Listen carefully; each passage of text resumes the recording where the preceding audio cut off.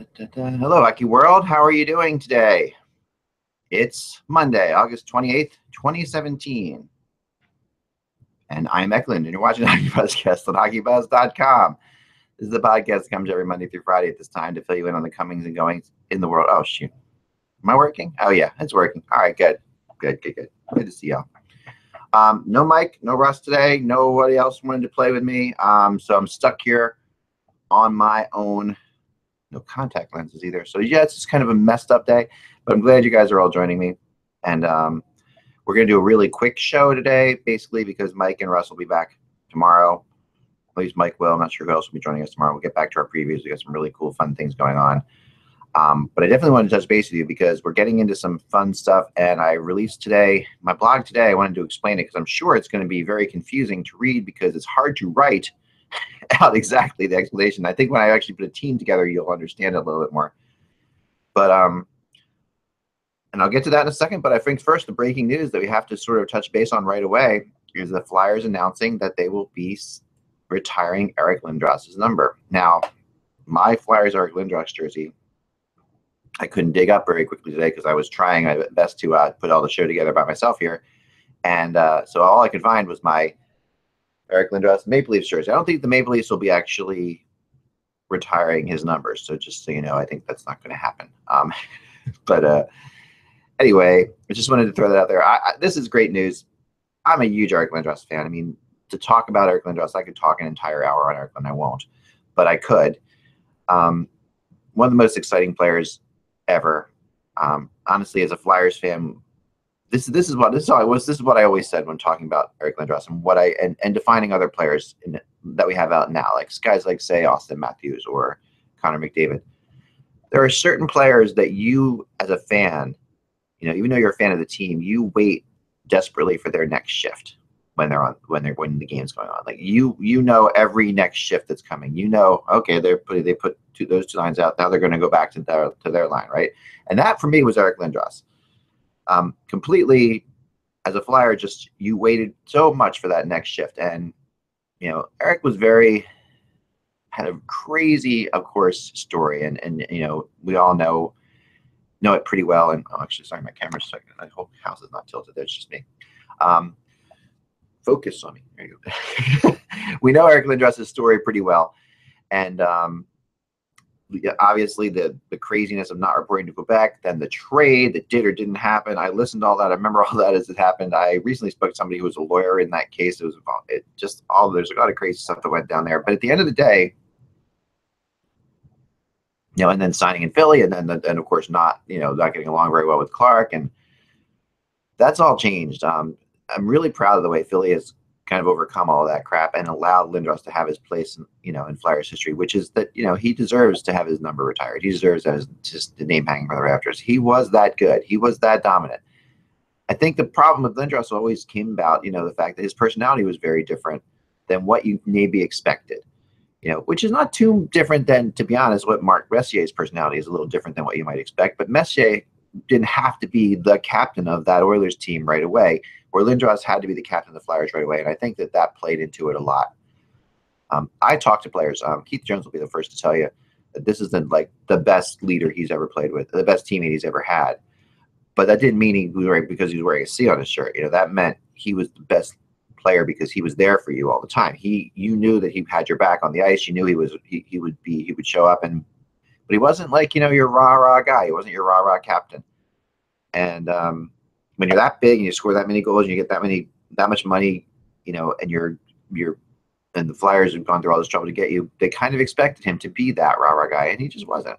He really wasn't. So you got to strip that away and just look at what he did on the ice. You strip away all the other crap, his family, all that stuff. What he did on the ice was just kind of undeniably awesome. And anybody who watched him play, for a while there, he was the best player in the world. And the Flyers had the best line in the world for a while there in the Legion of Doom line. And there's no getting around that. Glad the Hockey Hall of Fame finally recognized him, which probably definitely opened the door for the Flyers recognizing. But but a lot of people don't realize that Bobby Clark, who did fight with him a lot when he was a player and Clark was a GM, Clark was instrumental in getting him into the Hockey Hall of Fame. and moving past all that stuff. So that to me is very awesome, and I personally can't wait to be there in January and see his number raised to the rafters, and it's great to see that he's connected with the Flyers again and back in good company and good standing. Is really how it should be, and it wasn't that way for a long time. So anyway, moving on. I am really knee deep right now in rumor world, and there's a lot more this year than there have been in this time of the year. Normally late in August, I can go down to the shore and settle down for, I don't have to bring my phone with me to the beach, whatever, but I've had to bring my phone all the time. The Matt Duchene stuff is starting to heat up again. We will see something this week, I think, in terms of you're going to start to hear names coming out again. The price has dropped, apparently. How far it's dropped depends on who you talk to at this point. There are some people who tell me that it's dropped pretty significantly. There's some people who tell me it hasn't dropped nearly enough to get it done. The Avalanche and Sakic and everybody, they're all saying the right things, that they're fine with Duchene being their guy. But honestly, and Duchene's a great guy, so he's not going to say anything else either. But honestly, this is not a healthy situation for them to go into camp with, and they know it. They know they have to fix this. They know they have to correct it, and it is a tough spot, because why are you really trading Matt Duchene at the end of the day? You ask that question, why are you trading him? He's had a couple down years, just money, or you just need to trade him personality wise, or they've really painted themselves into a corner here, and they have to get something done. Now, whether or not they get something done sooner than later, at this point, I think it's all or nothing. They have to do it, and they will. I believe they will. I still think Buffalo. I would look at Montreal hard on this one too. Montreal definitely needs it. Today it starts hearing about the Pacioretty, Galchenyuk line, and they're going to bring in this kid or that kid to play with it. Galchenyuk's not a center. I'm reading all this stuff, and it's very interesting. Matt Duchene needs to be on that team. They need scoring badly. So excuse me, I've got a bit of a cold too. So flying solo with a cold. But let me talk to you a little about what I did today on my blog, and then so I can sort of understand a little bit better. This time of year, with all these players still unsettled and a lot of teams still unsettled, and no matter what time of year, the trade deadline is always coming eventually, and teams are gonna make moves, teams are gonna have to do things. So I always have to be aware of this and alert to it. I've started my own what I call team health charts, and they are basically depth charts connected with monetary money that's being paid to players, connected with how well certain players are performing. So I put the first part of it today, the money part of it. I'm going to get into the second part later, the actual performance part. But basically what I've decided, is if you look at this every year at this time of year, you can start to see where things are headed as far as trades go, as far as what teams are going to have to do to connect to make this good. Because teams, at the end of the day, there's only so many spots on your team, and those spots have to be paid so much money. And if the players paid that much money, you're either going to achieve or underachieve. That's the bottom line, right? So by doing this, you get a good sense of that. Of this team is without a good second line and doesn't have a great third pair defense or what have you. Those are the sort of things you end up with here. Where they're paying too much for their fourth line, and they're paying way too little. They need more star power at their top defensive pair. Those are the kind of things that you'll see as I put this together. And it's really, you try as hard as you can, because everything I do is so subjective. Like everything I do in the hockey world the rumors and speculation or what have you is so subjective that I try as hard as I can to make this chart objective. And then you can throw your subjectiveness into it. And which comes to play when you say, is he really worth what he's getting paid and stuff like that? And do they need to fill this hole or things like that? Those are the things that I get from this. And I thought I would share it with you because it's at the end of August, and I know sometimes when I did my predicting thing last year, which was a lot of fun, I got a lot of great input from you guys, and I thought maybe I'd get some good input from you today as well. So feel free to comment on this in the blog, which I'm sure you will, and comment on it, or comment on here on YouTube on what you think, where you think it may go wrong. There's one thing that I definitely need help on, and every year I go through this debate. So let me first, but I'll come back to that. So let's first do this, because I want to go through the basic kind of the idea here. We know the salary cap is $55 million. The top is $75 million, right? So you have roughly I mean, that's not exactly, but 70, 75 and 55.4. Okay, so the teams have to spend within that range. And so I long ago looked at this thing and said, okay, taking away the entry-level players, because that helps you a lot. Obviously, if you can get an entry-level player who's doing well, that's $1 million contract or less sometimes that you can get, or slightly more that you can get. That you can fill a spot that otherwise you might have to pay $3 million to if it was a veteran. And then taking away, the Connor McDavids of the world, you've got to pay $10 million to, and that affects you in the other way. But just going straight up, if you're just a team, and you need four forward lines, you need 3 defensive pairings, you need 2 goalies and 2 extra skaters to get your 22 players. That's what basically runs this thing, right? So that's how I gear this up. So that's your salary cap essentially. And I have your 3 top forward lines, each player making between $5 to $7 million. And that's, obviously there's teams, like I went to Anaheim, for example. There's 2, to pull up Anaheim for a second. I'll pull it up and show you.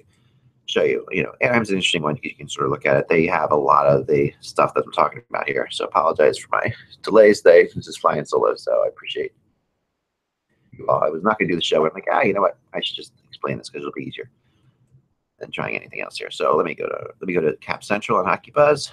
Best place in the world, by the way, to get your cap information. So please remember that. All right, so I'm going to bring up the Anaheim Ducks here, and the 3 top line forwards. And now, okay, looking at this chart, I'll bring it up here. Sorry. Man,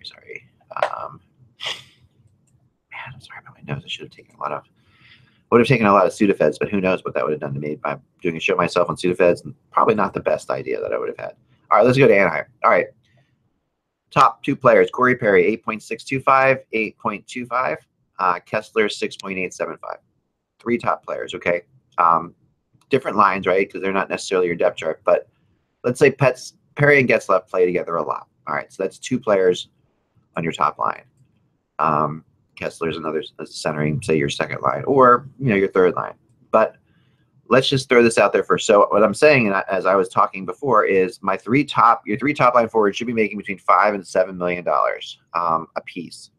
Now, in this case, you have 2 stars. I would put them as stars, and I have 2 different levels of that too. I have superstars, stars, and generational stars, which is another thing altogether. To me, a generational superstar is a 10 million plus player. We only have one of them right now, but we're going to have more soon. Crosby's in that realm, even though he's not 10 million plus. NHL superstars, I have 8 to 10. Maybe I should make it 8 to 9. So Crosby and those guys are considered generational superstars. But I think that where we're heading is 10 million plus for generational superstars. So an NHL superstar is 8 to 10. NHL star players, 6 to 8. So there you have your general stars, superstars, and then generational superstars, which we haven't had a lot of in the past few years, but we're getting more of. I mean, Austin Matthews now. Will Jack Eichel be that? I don't know. Will he just be a superstar? We talked about this a lot with Pasternak last week. Pasternak, what is he? Where is he falling? Is 6 to 8? Is he an NHL superstar? Is he an NHL star player? I think he's more an NHL star. 6 to 8 is not a superstar. 8 to 10, right? We kind of all agree on that, I think. But that Draisaitl, he's at $8.5 million a year. So is he an NHL superstar? Draisaitl, that's on my chart for that. But what I'm saying for the superstars and the generational superstars is they are the outliers, sort of like that'll hurt your cap, of course, but help you as a team. Where your entry level contract guys will help you a lot because they can be on your first or second line and making $2 million a year or what have you. So, or under $1 million a year. Hope this is making sense. It's hard when you're doing things by yourself. So I hope I haven't lost you. Feel free to @tweet me if you want to @Eklund, so I know that I haven't lost you, or that I know any of this is making sense. And I'm not on cold medicine yet, but maybe I should be to explain this better. So we'll think about it. I've got NyQuil right over there, so we can go for that. All right, top line forwards, like I was saying. Get back to this. Top line forwards, 5 to 7 million. Second liners, 3 to 5 million. Third liners, 2 to 3 million a piece. Fourth liners, 1 to 2 million. I think that that's pretty accurate. And essentially, maybe the best way to look at this is the NHL budget, which I'll bring up right now for you. And this is just a rough NHL budget of how this kind of all works together. And I think this will make some sense here. All right. Okay. So here you go. Your top line, like I said, remember, was 5 to 7 per player. So you've got 3 players. So it's NHL top line budget 15 to 21 million per player, right? Per line. So at second line 9 to 15, third line 4 to 9, fourth line 3 to 6. Top defensive pairing is the same, 5 to 7 million. So but they have 2 of them, of course. So it's 10 to 14, etc. I struggled with the NHL starting goalie because I think it should be higher than 3 to 6 for a real true NHL starter. It should be more like 5 to 7, excuse me. But I drink water because normally I would drink water while Mike and Russ are rambling on, but since they're not here today, I have to do this. Anyway, we'll see if they watch the show. We'll find out soon. So what this comes out to, kind of, it's kind of interesting. So now, if a team was to pay the minimum on this and just pay like for the top line, $5 million per player, so that's $15 million for the second line, $3 million per player, that's $9 million. They were paid just the rough minimum numbers. They would end up with a salary cap of let me find this exact number out again. It comes out to somewhere they would spend $57 million, which is just above the $55.4 million floor. So you could put together on my system a team that is suitable within the range, but a lower range for everything for $57 million. So that would give you a lot. You'd still have $18 million in cap space. Look at Arizona; they've got $18 million in cap space. But they don't quite have these things filled. Conversely, if a team was to spend the maximum amount to fill these positions, they would end up with a $92 million salary cap, which of course is illegal. They would be shunned, thrown to the wolves, and disbanded. But because the NHL salary cap is $75 million, no one's going to pay maximum on any of this. The idea is you just shouldn't pay more for one thing. If you say you pay the max for your NHL top line, maybe you get away with paying the minimum for your NHL second line, that sort of thing. But you still need to be in that range because you need depth. You need wide-ranging scoring, right? That's the concept here. So let's say a team spends in the middle, like they just spend right in the middle. Instead of 5 to 7 for their top line player, they pay 6. So they pay $6 million, so they're right down the middle. Cut it right down the middle. Get your average, your mean, whatever you want to call it. In all positions, that would come out to $74.5 million, which is $500,000 less than the NHL salary cap. So that's where I sort of like this, and I sort of base this around the fact that, okay, team paying exactly in the middle for all their positions that they need, taking away all potential superstars, they're going to throw it out of whack, and all potential, rookie entry-level contracts, they're going to throw it out of whack, ends up right around the salary cap. And I think that that's good. So that's why I like this. I like this system. And why am I doing this? So, in the NFL, they have this thing called slotting, and you guys have all heard of it, I'm sure, where I think it was started actually by the Eagles here. I'm not a huge football fan, so don't stop me, but I remember Jeffrey Lurie was a big slotter. You should only pay this much for an outside linebacker. You only pay this much for a quarterback, that kind of thing. And I don't think that slotting makes a lot of sense in the NHL sometimes because teams are built in different ways. But it is a place to start with, and that's what this is. This is a place to start. After that, you have to look at what you're getting for that money, right? Which is usually important. So if you're top line players, if you're paying them $6 million a year and they're scoring 18 goals, that's not going to help you, right? So you might be paying them the right amount of money, but you're not. But you're getting less than you should be getting, right? So that to me is where this comes into play. And I'll check the Twitter in a second to see if any of this is making any sense.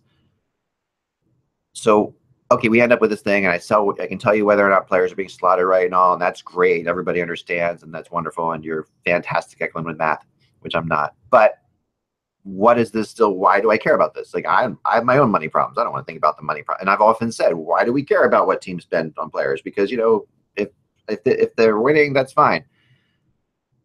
Why I care about this and why I think you all care about this is these are huge tells towards the rumor market. Okay, because the rumor market is affected by that. If you don't have a significant second line, we've heard about before, they're looking for a top 6 forward.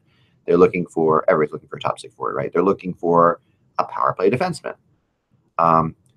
They have too many older contracts that they're not getting money for. Those are the things, right, that point towards trades, whether that's dumping a player at the trade deadline for a draft pick, whether that's, going out and trying to make a big move, or that's reshuffling your deck. You really get a good sense quickly of what you can do. And within 1 year, and I want to throw that out there because you look at Toronto when you do this with Toronto, because I've done this with all the teams already, and I'm going to be releasing them one at a time and sort of explaining them. Toronto's an interesting case because there's 9 rookies last year, so tons of players on entry level contracts, and you can look at it right now, and they could seriously go for it by going out and spending some money short term, but those guys will demand so much money. You are looking at a generational player with Austin Matthews, and perhaps a generational or borderline generational player with Mitch Marner. I think at least an NHL superstar there, right? Who knows what else they have? Who knows what other players? Nylander, what he's going to turn into exactly? Is he a superstar? Is he a Tarasenko, Nylander? I mean, those are the kind of things. Is he a Pasternak? So these are the kind of things that I look at and say to myself, okay, this team, Toronto's going to be an outlying case because they're going to appear to be spending way less than they need to. They're going to be getting more production than they should for their spending, but they are caught in that spot where after those rookie contracts end, they're going to have to make major changes, major moves. So right now, Toronto's not necessarily a team that needs to make trades, but they will be.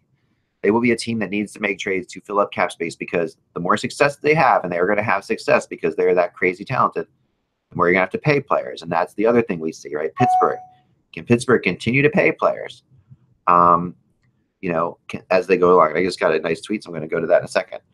Can Pittsburgh continue to pay players? Now, Carolina, we talked about Carolina, and this is why Rutherford is really interesting, because Rutherford did not do a great job with the Carolina Hurricanes after they won the Stanley Cup. He overspent on players, and that team ended up suffering for a long time, and they're just coming out of it now, 10 years later, right, or 12 years later.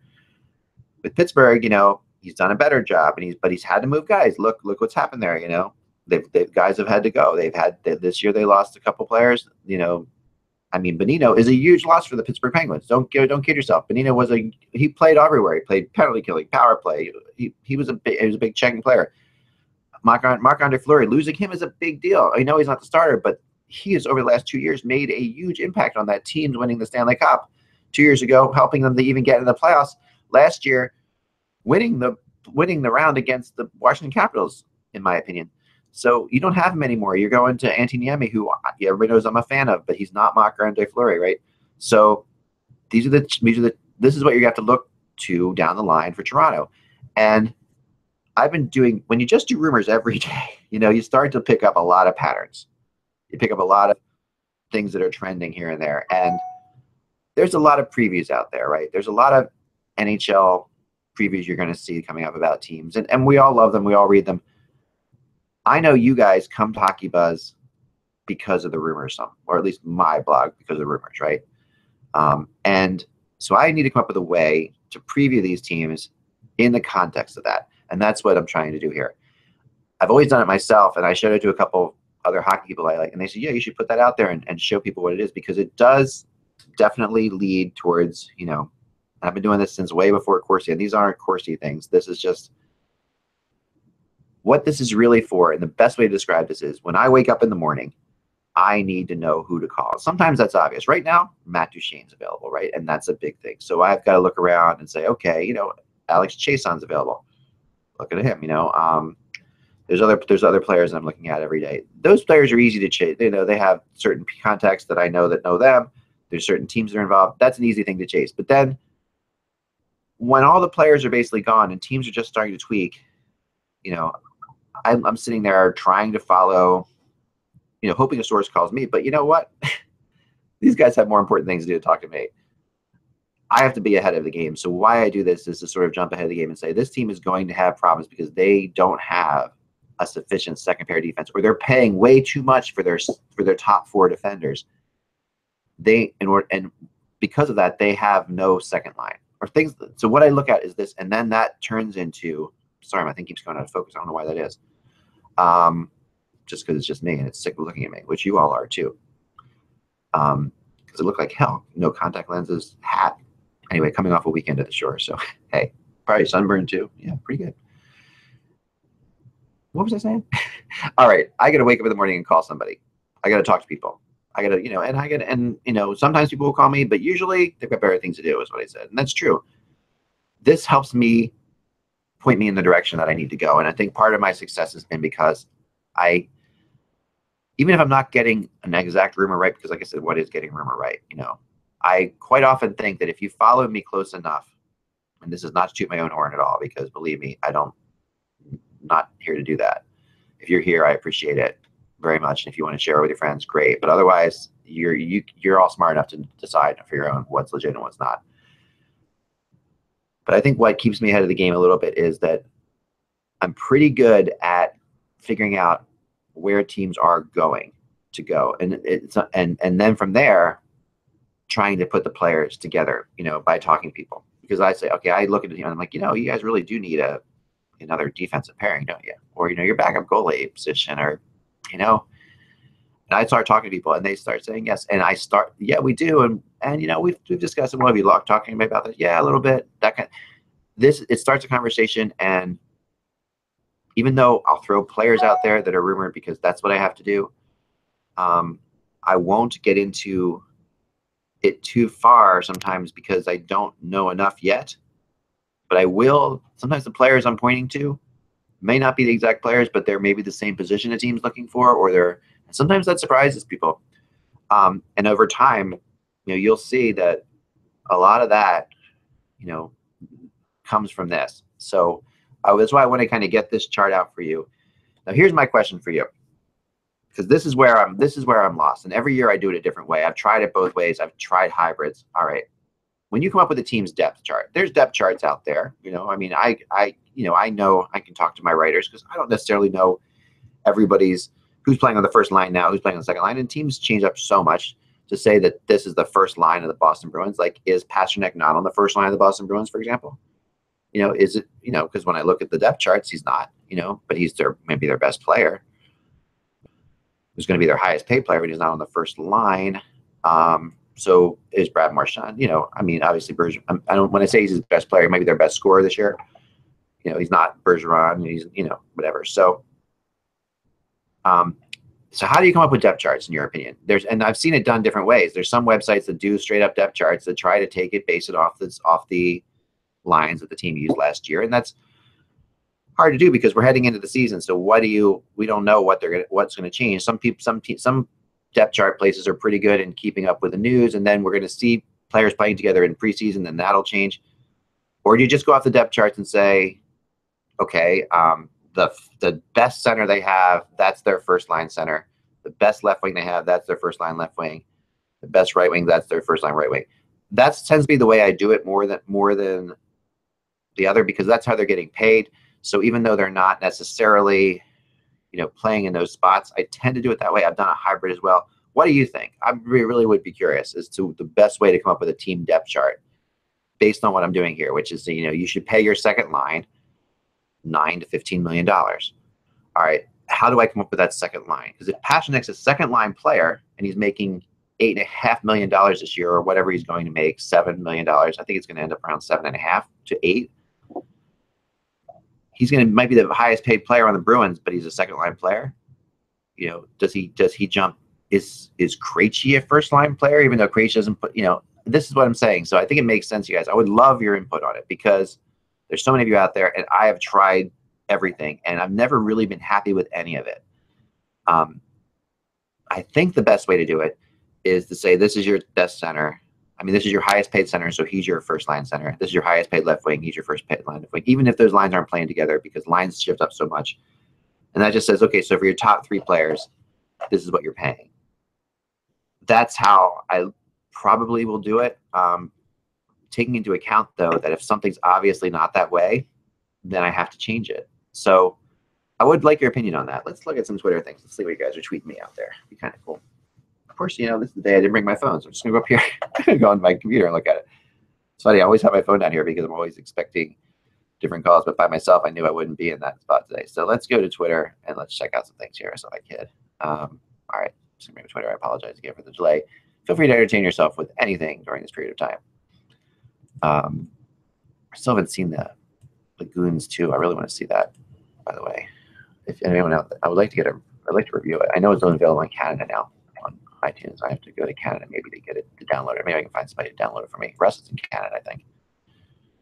He's going to go with the prospects thing. All right, so let me go back to my notifications here on Twitter and see what people are saying to me today. I really appreciate that you guys do. Okay, so here's Randy Workman at the Fan Blogger.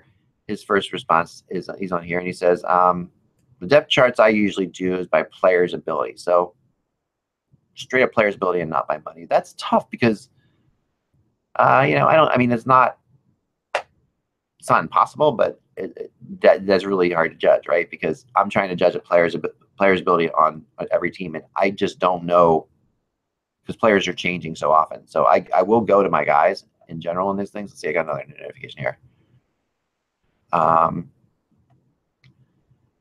Same thing. Okay, so yeah, so I appreciate that, Flamester. That's really good. And I do think that that's not a bad way to do it, for sure. I'm gonna look around. I mean, there's a couple different. What websites do you guys use for depth charts? Like I just found this one, which I really like. I'll show it to you. The rosterresource.com. And so here it is. I'll bring up. This is like the Bruins depth chart. This is a good way of looking at this. All right, so let me bring it up here to show you guys.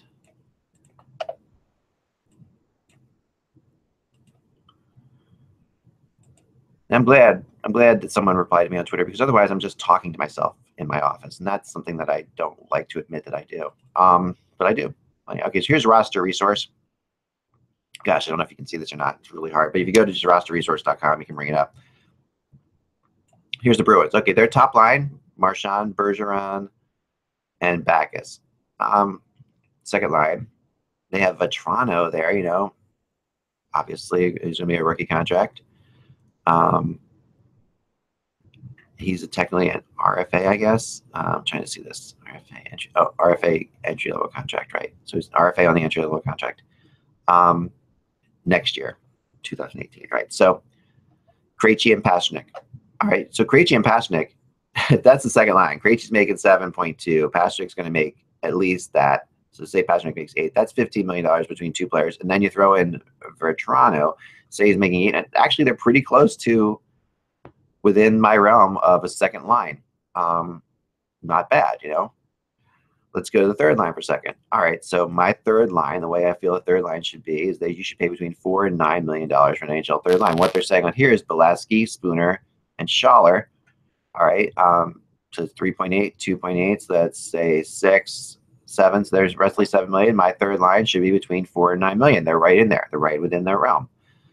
My first line should be between 15 and 21. So they're at 6, 7, 8. So say 14, 20. So they're right at the top of that, but they're within there. So the Bruins so far, budget-wise, doing pretty well. And that's even including assuming Pastrnak is going to be in the and this is money-wise. This is not, again, this is just the money part of it. Money-wise, they're spending what they should spend on these players. Are these players performing to that value? That's the next thing that I'll talk about. And their final line, 600, 800, 900. Yes, it's right. All within between one and their fourth line, it's just between 3 and 6 million. Theirs is about 2 million. So that's great. Top pairing defenseman. Okay, Chara and Carlo they have as their top pairing defenseman. 7 million, roughly 8 million. So that's lower because Carlo's on his entry level contract, so they're gaining something there. Second pairing is going to be about 8 million. That's within the realm of reality. Third pairing for them, 200 and say 3.5 million. Third pairing, but actually saving a little money there. Pretty good. Having that's assuming that the Miller and McAvoy are your 3 or your 2, but both McAvoy, again, you're gaining some things there because he's a good defenseman. He's a better defenseman than a third pairing defenseman. And I know that he'll probably be spending a lot of time in the top 2 pairings for sure. Goalie-wise, you've got Tuukka Rask at 7 million. That's a little bit higher than 3 to 6 million, but Tuukka Rask is definitely worth that. And Anthony Kadubin, who is a UFA next year, at 1.2, which is perfect. So we're looking at a team here that really is very much within the realm. Projected extra skaters on this site, it has Zarnik, Blight, and Postma, all under $1 million. That's what your projected extra players should be, under $1 million. So this team is in pretty darn good shape as far as they're paying players the right way. They're paying players the right way according to this. Now the question is, are they getting the value out of that? And that's going to be my next blog, which is what do you expect? what kind of production do you expect out of your first line, your second line, so on. So I'm going to go down here and I'll stop this. But anyway, rosterresource.com, really good, solid website. I like the way they do it. The other one I've used too is this one. So I'll show you another one and I just get your opinion on this, which you like better. Where is it? Bring it up right now, sorry. What do y'all think of the new Taylor Swift song? I like it. I'm one of the few. I really like it though. All right. NHL depth chart. Let's go to RotoWorld. This is another one that does a good job with it, right? So now RotoWorld does it the opposite way. So I'm going to bring up the Boston Bruins. They have, I'll show you here. So let's see, I'm going to bring this up so it's easy to see. Just bring the forwards up for a second. All right. Here we go. This is the other way. So sometimes I've used a combination of these, but you really can't like average it out like you'd like to average it out. Say, okay, well, average it out. No, not really. Doesn't work that way with depth charts. All right, so there you go. The Bruins, okay. Top centers. Bergeron, Krejci. Of course, Baca Carlson before Spooner. Maybe, maybe not. Marchand, Bork, Corrali. But they have a Toronto down there, number 4. Now, Bolesky down here, number 5. And then, right wings, Pasternak, Backes, Nash. So they've got, it's just, this is different. And I don't know. So I don't know which way is the best. I really would love your opinion. Feel free to Twitter me at Eklund.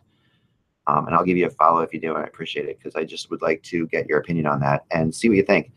So at the end of the day, my goal here, and with your help, maybe you can help me do this, is to come up with 31 teams, their depth charts based on and where they're putting their money. We're looking at the Bruins. They have a couple good players. They don't have anybody over $8 million. So they don't have anybody what I would consider the superstar value money range, not value, but superstar range.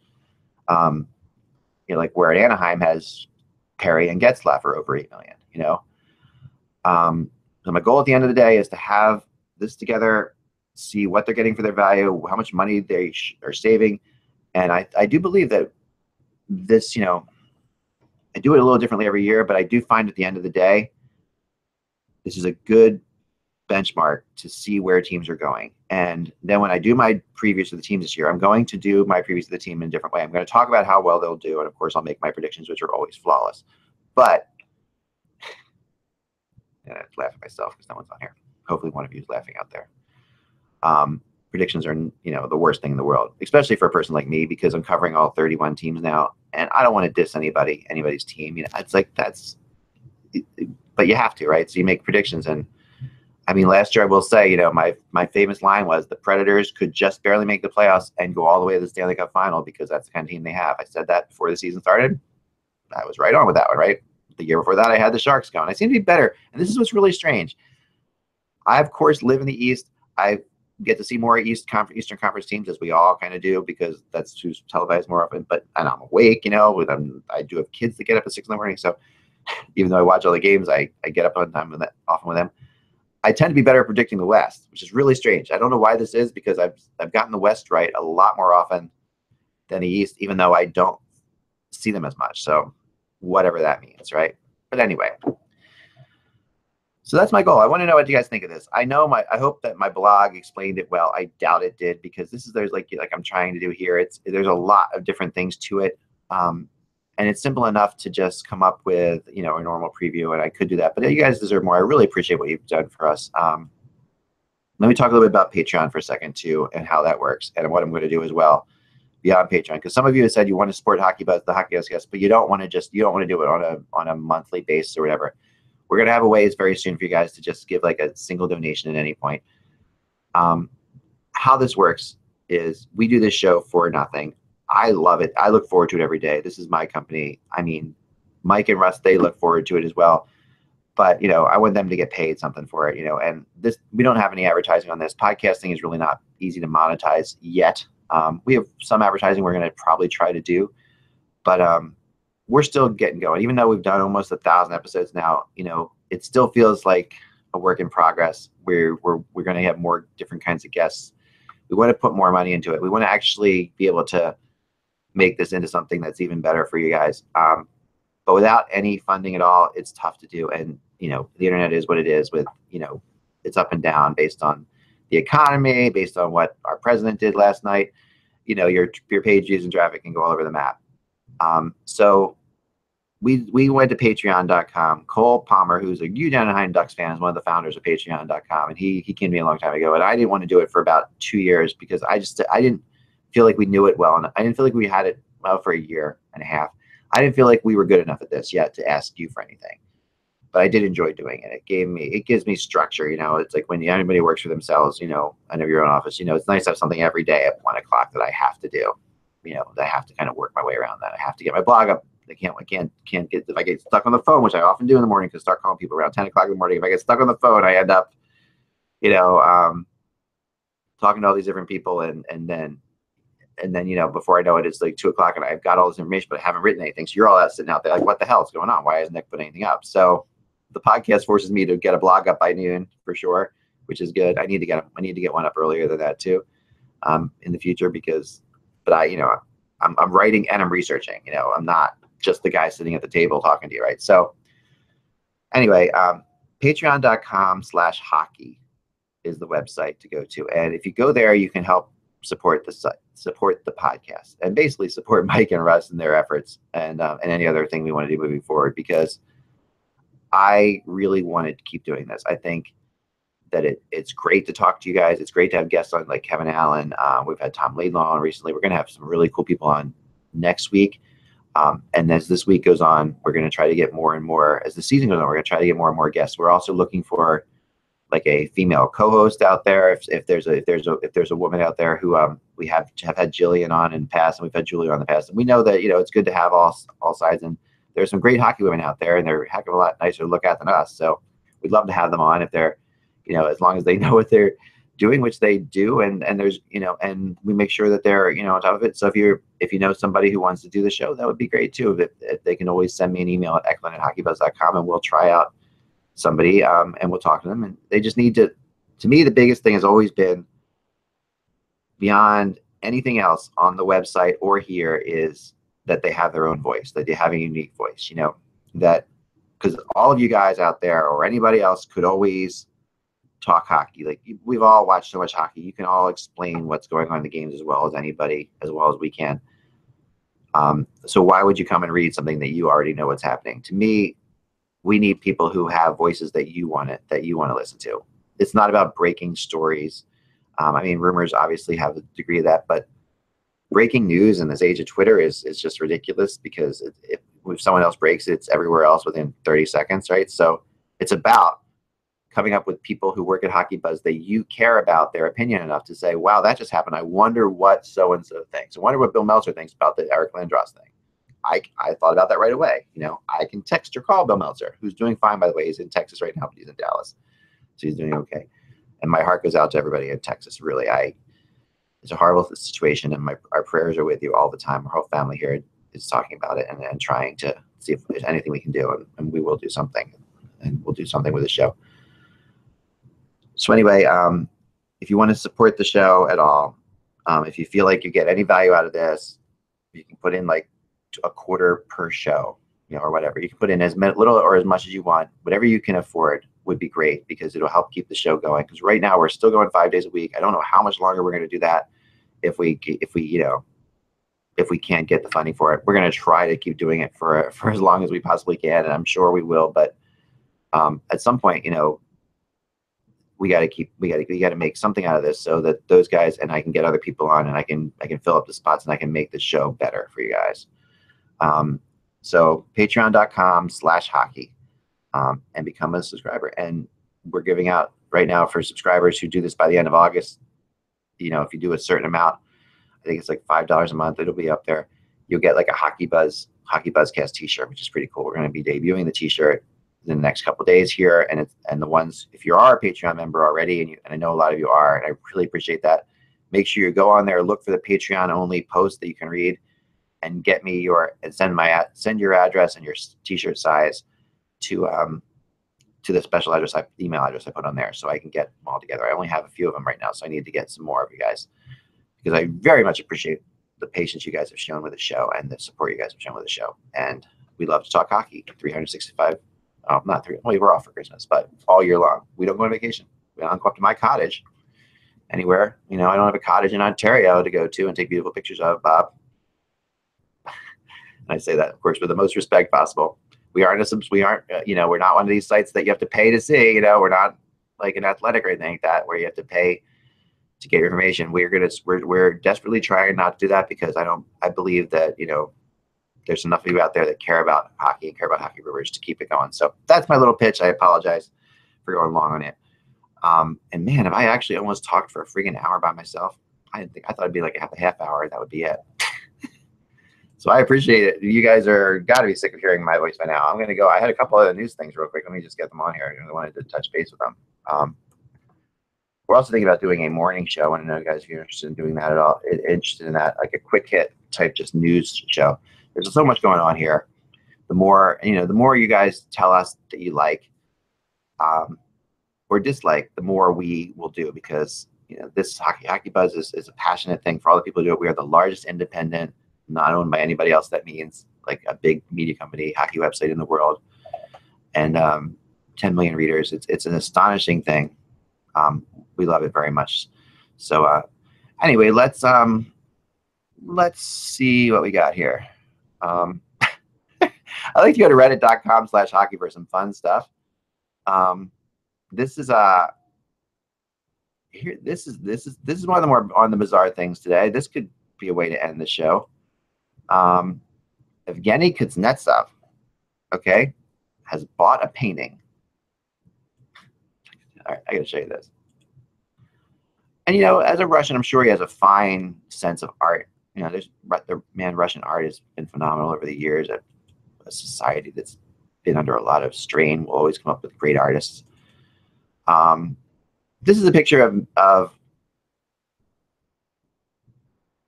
Duck McDuff, I guess it is, sitting in a gold chair with money raining down on him.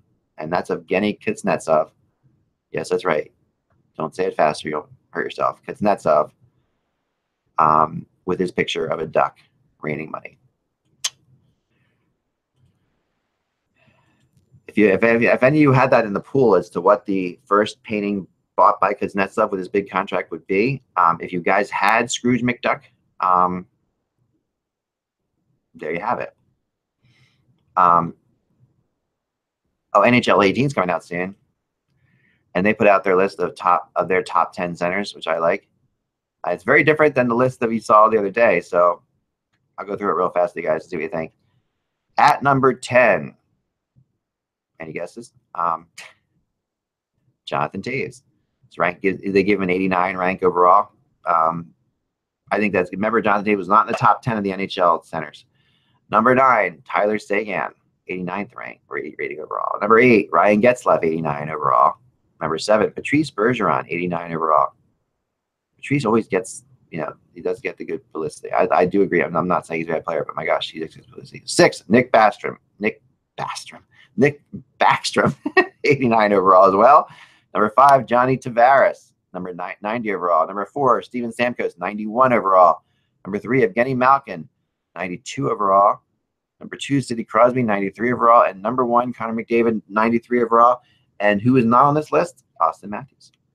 Austin Matthews on the NHL 18 ratings reveal of top 10 centers, which was posted today at 4 p.m., which would be in the future, because it's 2:20 p.m. now. So I don't know where they're posting this at 4 p.m., but there you have it. All right. Thank you so much for listening to me for an entire hour by myself. I really can't, the show started, by the way, the Hockey Talk started, I think, at like 45 seconds for those keeping track of that. I want you to, I really appreciate your support. We'll be back again tomorrow. Tomorrow we'll be at 1 o'clock with Mike and somebody else. I'm not sure. I don't think Russ will be back yet tomorrow from Canada, where he's at the prospects thing, the upper deck thing, I think it's called. But he'll be back on Wednesday for sure. Tomorrow will be Mike and I and somebody else. We'll continue our team previews. Maybe we'll try to get Kevin on tomorrow and do Team Detroit. That would be a fun thing to do. For now, remember, without the buzz, it is just hockey. I will talk to you soon. Thanks, Hockey World.